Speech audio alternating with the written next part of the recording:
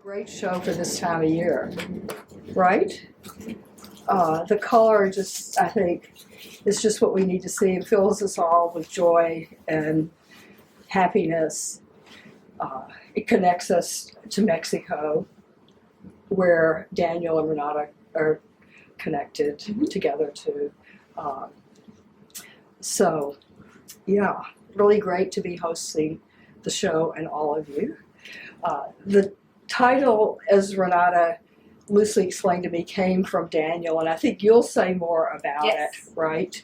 But I loved what she told me. You know, he came up with the title Smoke Signals, and it implied the way you all communicated about the show. And what I love about that is you were communicating about it. It wasn't just like Daniel's work and your work, or maybe similar color. It was more than that, and it really shows in this beautiful presentation of the work. So what I really want to talk about, I'm going to let you talk about Daniel, because you know him so much better than I do. It's just to say a few brief words about Renata. And what I first want to say is about the body of work, because anybody who's followed her career recognizes some of the elements, the daring elements she's been working on over the last, I don't know how many years. When did you graduate from UMass? Her graduate 2018, but I've been working with clay. But when you start, the glaze casting, you started at UMass. So, I mean, it's very subtle. This is a refined body of work. It's a mature body of work. It's a flowering of an artist who's been developing her vocabulary and then puts it all together in what she's presenting here. So I think this is, for me, this is exciting. I mean, the shows are inspiring to me, just like I think the work is inspiring to you all. And this is the juice that keeps the gallery going, is when you see great work like this. So I just say, please pay attention. You know, when you see an artist whose work is coming together like this, where they have their own language and they are building on it, it's really something to be celebrated. So I know you're going to tell us about the elements and so forth. I won't go into that. I'll just say that in a way Renata is one of our own. She knows some of you that are here.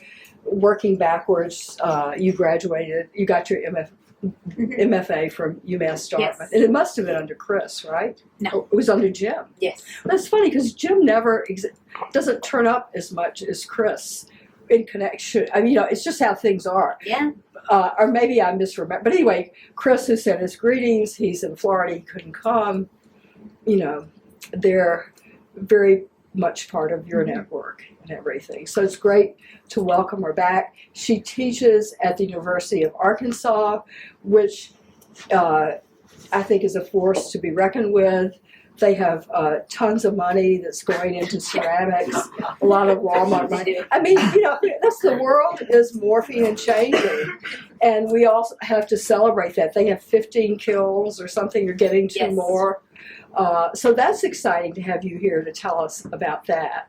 And then just in brief, you know, you studied in Mexico. Did you study with Gustavo Perez, or did you work? I wasn't sure whether he was at your university or somewhere later. But she's been lucky to have several great mentors in her life like Gustavo Perez and Nina Holley. Yes. So Renata, congratulations. It's a fabulous body of work, a real maturity. Thank you. Your star has risen. I appreciate it. Thank you. Thank you, everyone. All right, well, thank you everyone for coming. I'm going to be talking a little bit about Daniel and my work, about what inspires us, about where we live, and about artists that I think you all should know a little bit more. So I'm going to get started. So obviously that one over there, it's me, and this one is Daniel. Daniel, I'm going to speak a little bit about him first. He started as a printmaker and as a drawer. That's where his 2 main mediums. And a couple of years ago, he decided to start venturing more and more into painting. And here you can see how the big scale that he's working with. His studio is in a very interesting place. His studio is in an old juice factory in the town where we are from. And this is an abandoned factory that a couple artists have taken, that they're just paying rent. They didn't buy it or anything, so they're just waiting to be thrown out. But they have like this big spaces where they can pretty much do whatever they want. So I think that Daniel has probably like the best studio of them all. So as I said, the show is called Señales de Humo, which means smoke signals. And when the idea started of us working together towards the show, we were thinking about like what elements bring us together and how we can make a cohesive body of work between the two of us. And the first thing that came up was color. We're both very interested in color. We're both very interested in the emotional content of color. And we thought that bringing a show here to Massachusetts in a time where it tends to be very gray and very dark and gloomy, to bring up a show that has color and that brings that spirit of summer and of flowers and the joy of brightness. So we thought that would be a good idea to bring. So that's how it started. We started with color, and from there we started moving on to formal elements. And I think here you can see very clearly, like Daniel has been working with this line that he calls, and I work with it too in my sculptures, as you can see over here. And I like this picture because you can almost see this line here, this blue line connecting to this one, and then following on here, and then connecting back here, and then, so it's like an endless loop connecting each other. So we called it smoke signals because it's basically how we were communicating. We were communicating via voice messages and text messages on WhatsApp, which is the app that we use.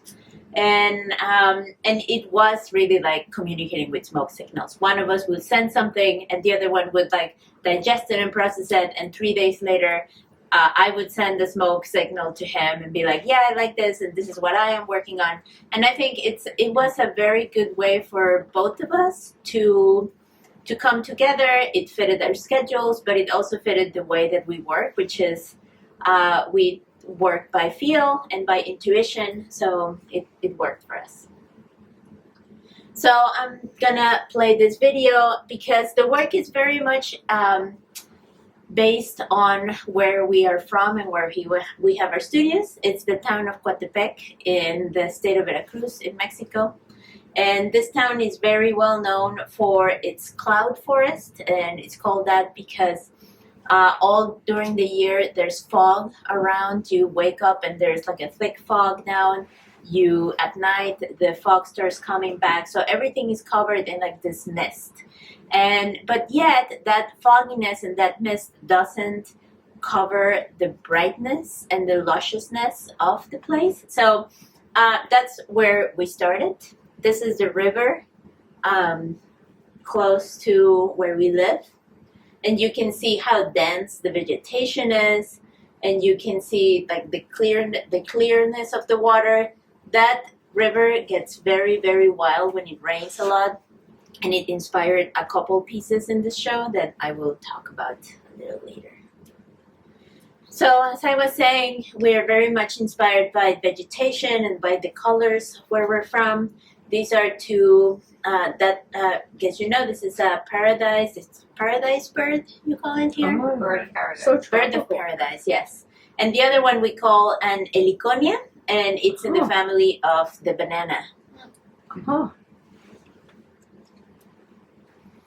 Here, and I really like this photo because, like, who knew that, how do you call that? It's like a banana group or banana branch?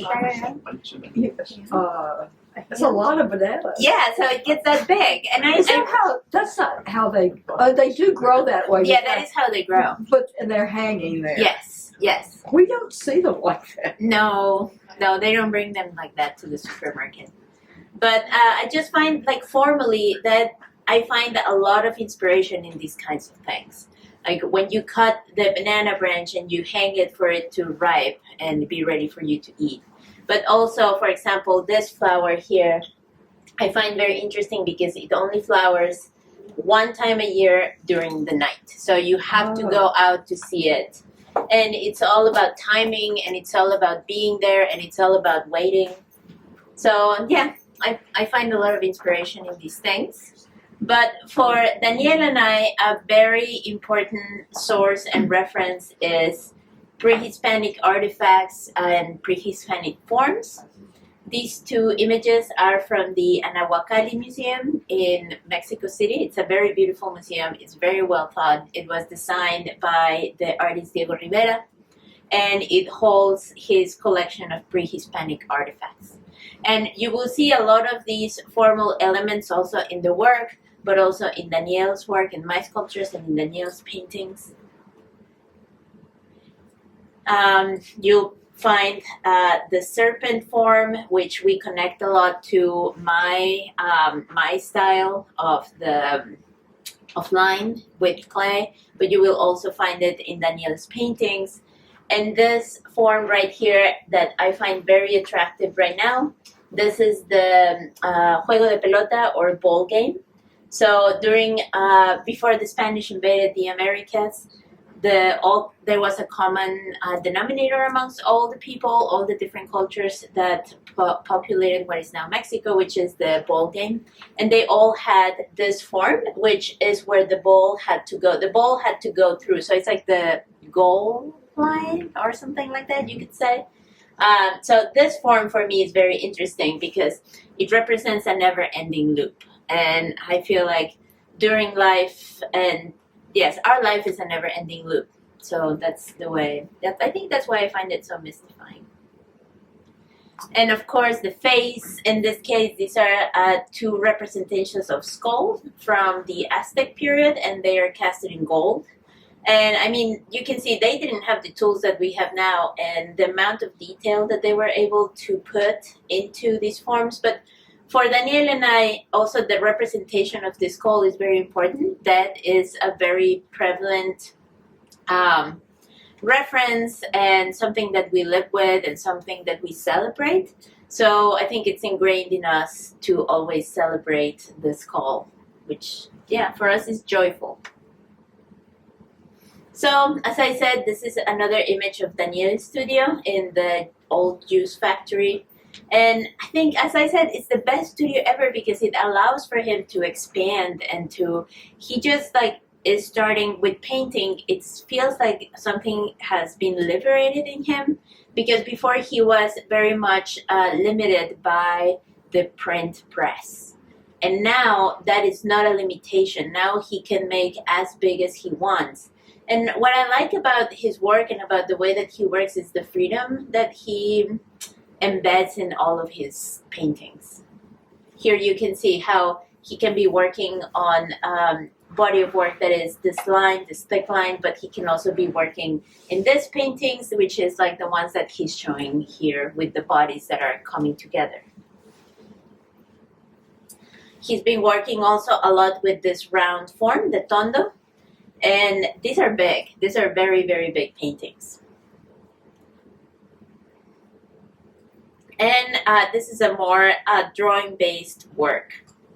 So he still oscillates between the painting and printmaking. A lot of references to play, a lot of references to Mexican toys, old Mexican toys, and a lot Mexican play traditions. References to pre-Hispanic artifacts, and he approaches everything with such a curiosity that it's, for me it's really inspiring. Mm-hmm. So I was very excited that we were able to work together. So, I mean, a lot of you have heard me talk about my work a lot, and I thought that I would show you a video. The Arkansas Museum of Fine Art shows me as one of the 3 voices of the Delta artists. Every 2 years, they choose 3 artists from the Delta region, which is Missouri, Arkansas, and Louisiana. So they choose an artist from each state, and we come together, and last 2 years ago they made a group of videos about our process and about our work. So I'm going to show you a little bit of the first episode, and it shows a lot of how I work and how I make the work.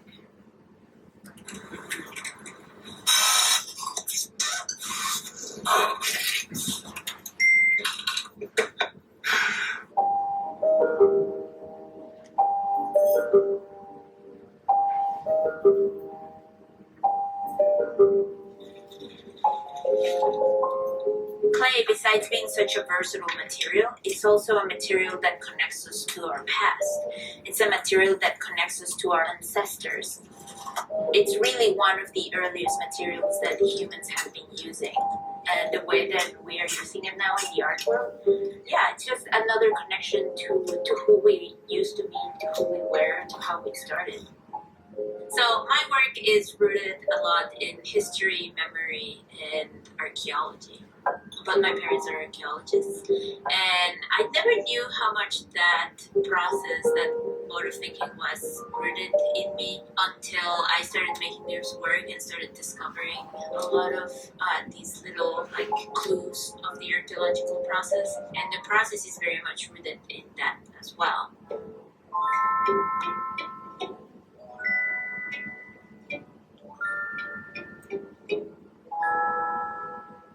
Renata is particularly interesting because she is taking chances of using materials in ways that are different than what other artists are doing, particularly in the use of glaze. She's using glaze to create the object itself. She's casting that glaze as she would clay, sometimes with pieces of clay inside the glaze. Then she is polishing it, shining it to finish the surface.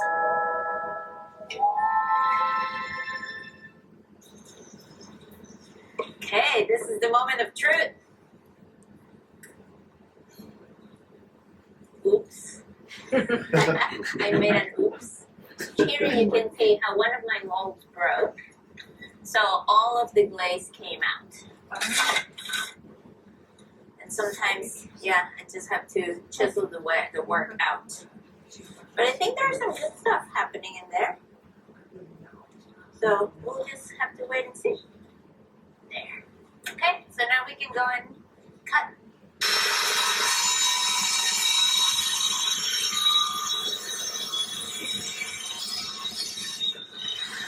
Oh yeah, look at that texture.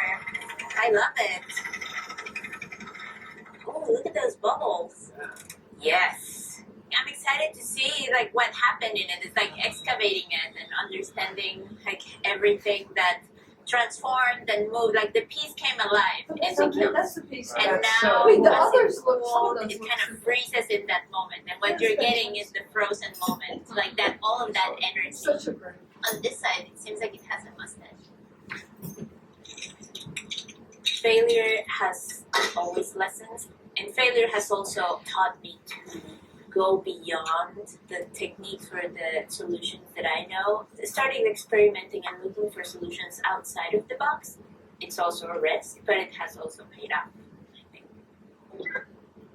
Yeah, so I show you that video because one, you can see how one of the pieces that is in the show came through, but also because it shows actually how part of how the work is made. And when I explain I make a clay mold, you can see how the clay mold looks. And when I explain I cut it with a masonry saw, you can see how it works and how it actually is, which is a lot less glamorous than what you all probably think when I explain it.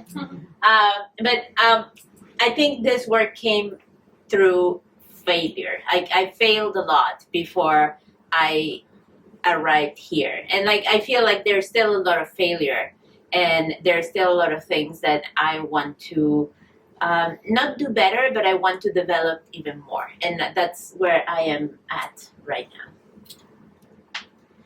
So as I promised, and because I said you have always heard me talk about my work, most of you, a lot, and you see the work here, and during this opening and this very nice time, I have told you about the references and about how it works and how it made. I have been thinking a lot about my place here and I have been thinking a lot about the privilege that I enjoy by being here, and how I think that I should pay that by lifting others. So I want to use this time not to talk so much about myself, but to talk about other people that I think that you should know about. And the first one is Ravi Montoya. Ravi and I went to art school together, and we have been friends for 25 years now. So that's a long time. And Ravi and I started together in ceramics, and we have been supporting each other since then. Ravi's work is based on, so you have something similar here, which is the king's cake during Mardi Gras. Oh, I know what that is. For us, it's called the Rosca de Reyes, or the king's bread. And it's a Spanish tradition, of course, like it comes from colonization, let's not forget that, but it's a lot of fun and it's delicious. And in our king's cake, we insert little baby Jesus. And if you find the baby Jesus, what happens is that on February 2nd, which is the day of the Virgin of the Candelaria, you have to buy the tamales for everyone. So Ravi finds the figure of the baby Jesus very interesting, because in Mexico everything is embedded in Catholicism, and even if you are not a practicing Catholic, you still are in some way, because we all practice these traditions.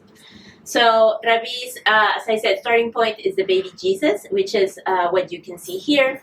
But then what he brings to it is our pre-Hispanic traditions and our pre-Hispanic gods. So he mixes those two together to create what is sort of like a mestizo god, which is what we have now, like the Virgin of Guadalupe. That's a mestizo virgin. It's a tactic that the Spanish used to convert the original people of Mexico into Catholicism. They would mix together the Aztec gods with the Catholic gods, and that's, for example, how the Virgin of Guadalupe was born. So that's what Ravi is doing. This one here is called, I think this one is Xipetotec, and this one, I actually don't remember the name of this one, but I really like how he's combining all of these three forms into one. This one, so we have in what's called Templo Mayor, which is the major temple part of what Tenochtitlan, the major city of the Aztec, was. There was a wall of skulls called Zompantli, and the Aztecs would put there the skulls of the enemies that have been killed during war, and that would be the foundations for a wall. Like the wall, instead of bricks, was built with skulls. So Ravi took that as a starting point and combined it with our idea of death, which is something that should be celebrated and embraced. So he's bringing those two things together here. And this one, he's merging together Jesus with Mictlantecutli, which is the god of the kingdom of death. Ravi's work is very exuberant. There is an aspect of the Baroque in it. And what I appreciate about Ravi's work is that it's all based on his imagination. He just lets it fly. And he has such an ability with his hands. It's amazing. And Ravi just sets his mind up for something and he does it. So the next artist that I wanted to introduce to you is someone that I really, really admire. Her name is Marcela Calderon. Marcela is from Michoacan, which is in the west coast of Mexico, and she works in the traditional ways of Patamban, which is the town where she's from. It's beautiful ceramics, and in her project, she's trying to merge together the tradition of being a potter in Mexico, and I mean in low fire potter. This is not studio ceramics. This is like potter. From her town in Patamban, with her new knowledge that she acquired when she went to art school. So for her, it was a big shock coming from the small town in Michoacan to the big city just to go to art school. And now she's trying to merge those two things together. Her iconography is born from old, how do you call it, codices?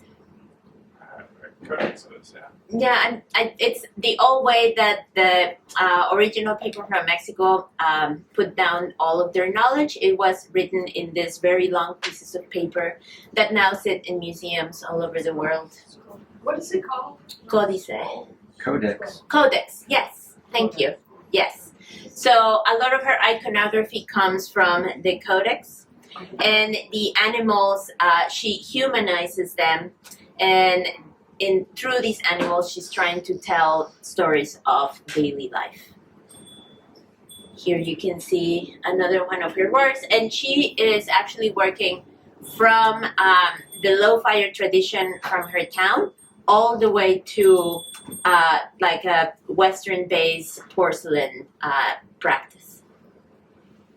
I really love these pieces, for example, with the monkeys. These are some of my favorite works of her. And all of these are fired in the traditional open fire ways. And this one I really love, the crab.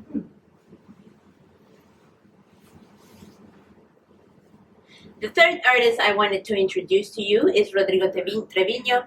Rodrigo is from an area that you are probably all have heard of, which is Oaxaca. He just recently took over an old warehouse in the valley of Oaxaca and turned it into his studio. It's really amazing what he's been doing. And Rodrigo studied also under, we have a very big Japanese tradition in Mexico. A lot of Japanese artists that work with clay have moved to Mexico and they have started schools. So Rodrigo also has the Japanese tradition of clay, and he makes these very colorful vessels.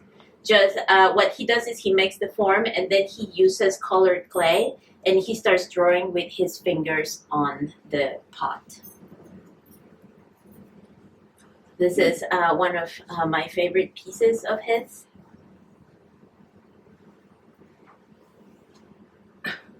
And these more architectural forms are based on pre-Hispanic architecture, in particular from the Aztec period.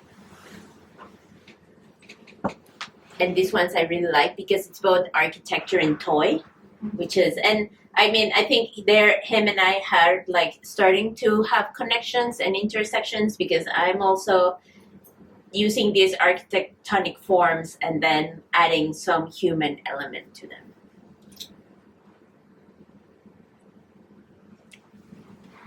The next artist I wanted to introduce is Ana Gomez. Ana Gomez has a little bit more of a conceptual approach to her practice.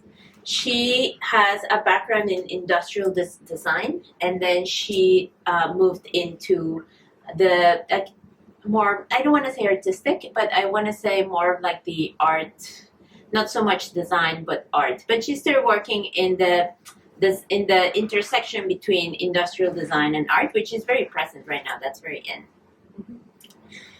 So her work is carried out mainly in ceramics, and it deals with issues related to the realities of globalization and the media. And she reuses industrial and found objects to explore the transformation of art into, it's like an archaeology of contemporary and social exchanges.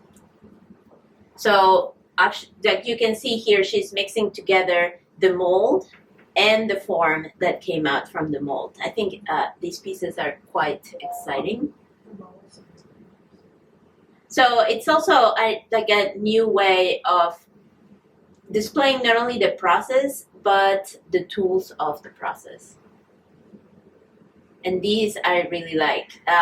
This is a full wall out of these little pieces that are like failed casted pieces, and she, instead of tossing those out, she just decided to put them all together.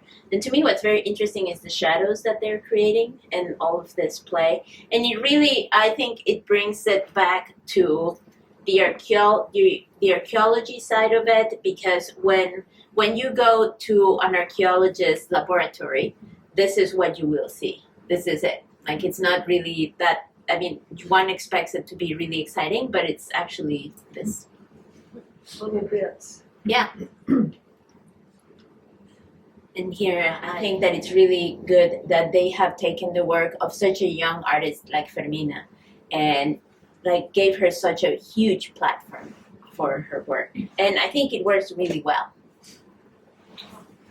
But Fermina also makes sculpture, and Fermina works a lot with concept of daily life, but in the center of her practice is the daily struggle of the artist, which is like, why am I doing this?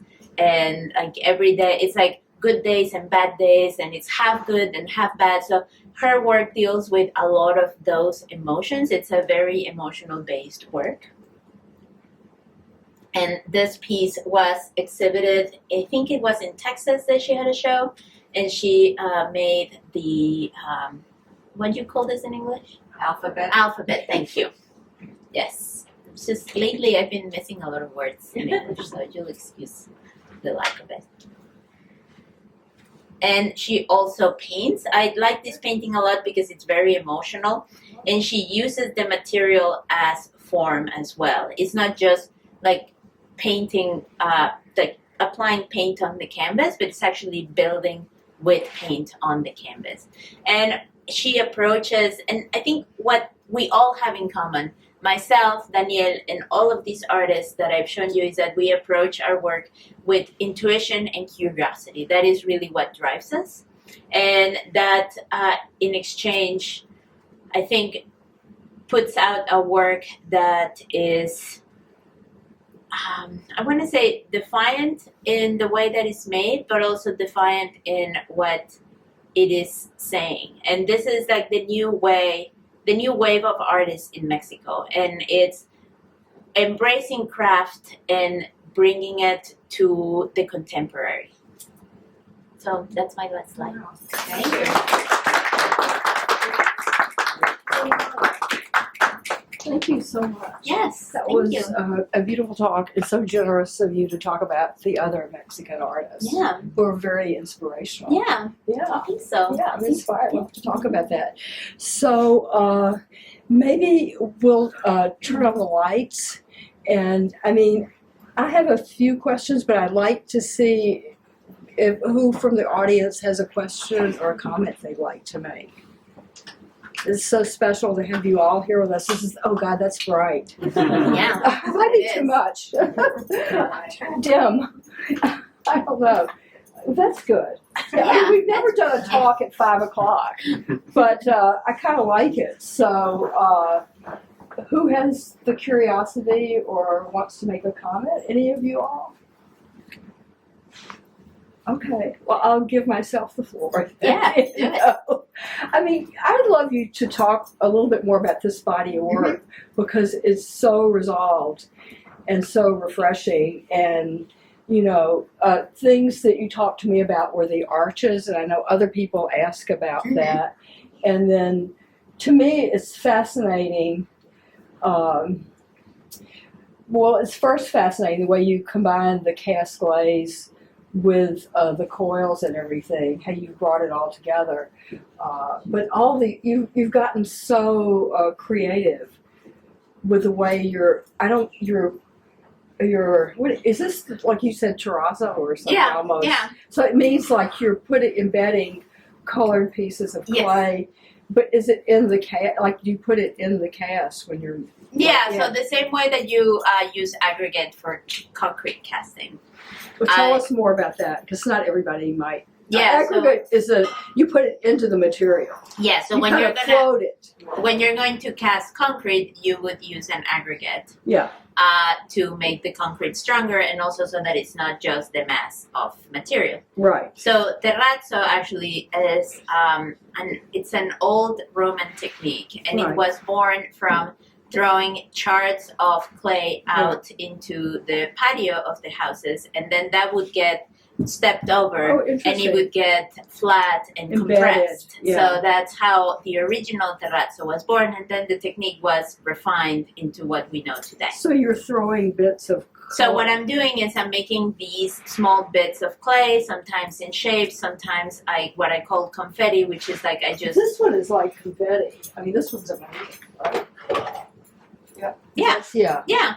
So I embed those materials into the glaze, and then I put the glaze into the mold and fire it with that. So whenever you cut it out, you get to see all of those bits and pieces. Okay. How did you end up working with cast glaze? Well, so it was born because when I came to the U.S., I started speaking English all the time. So I was wondering about the effects that language has. Not only, I mean, language affects how we perceive the world and how we move around in the world. It affects how we think about the world, but I think it also affects how our physical appearance.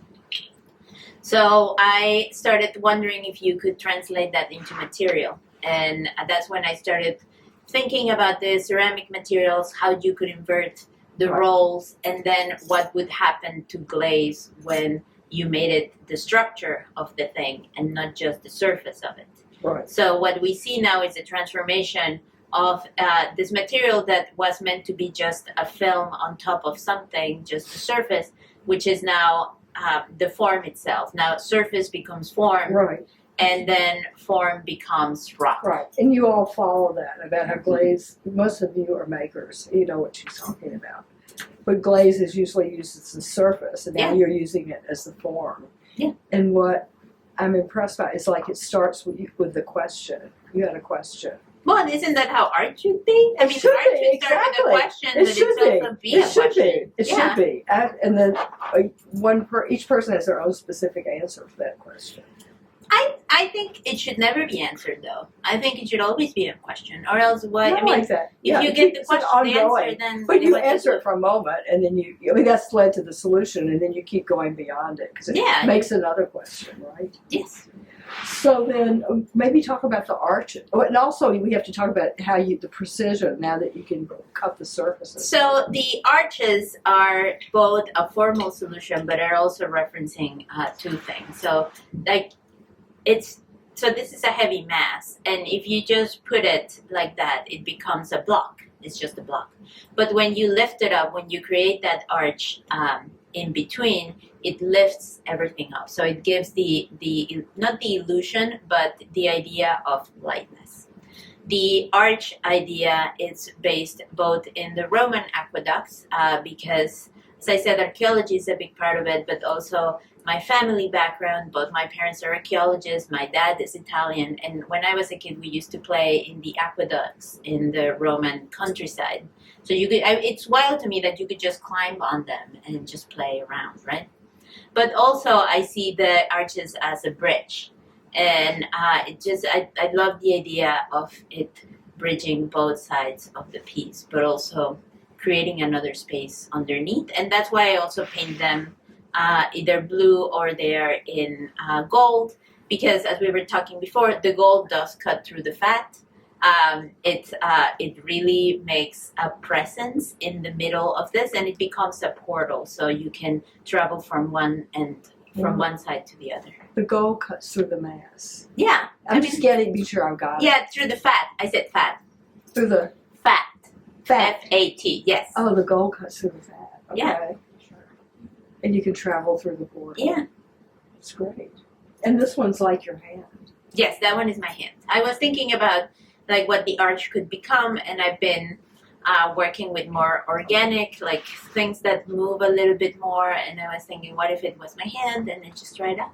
As I said, it's a lot of curiosity. Each one has its own unique personality. Yeah, I mean, it represents something different. It so the one behind you, for example, it's called we have to maybe Wild River, and as I said, the river references a couple things.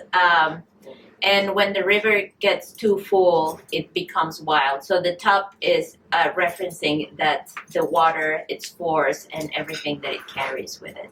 Wow. And then talk about your precision tools and how that... Yeah, so I've been able to start gathering more tools that I need. So I have different sizes of masonry tools that I can use. and that gives me the option of making more precise cuts, and the cuts that I like. Each cut, sometimes a piece needs 2 different sizes of saws to be able to make the cut. I have also been getting more stone carving tools so that I am actually carving into the glaze and intervening more of the form, which I think it's where I'm going more and more. It's like more of the carving route. Right. I was just about to say, how do you feel? How do you like doing that? I like it a lot. I like can it a lot tell. because it's. I think we always think about ceramics as a vessel, as something that it's hollow, as something that it's fragile, and I think ceramics can also be mass, and it can be, and it represents endurance, and it represents resilience, and I think it also has a different presence, and I like that. I like to do something different, and yeah. Thank you so much. I mean, you're a great artist Thank you. coming into full being and flowering.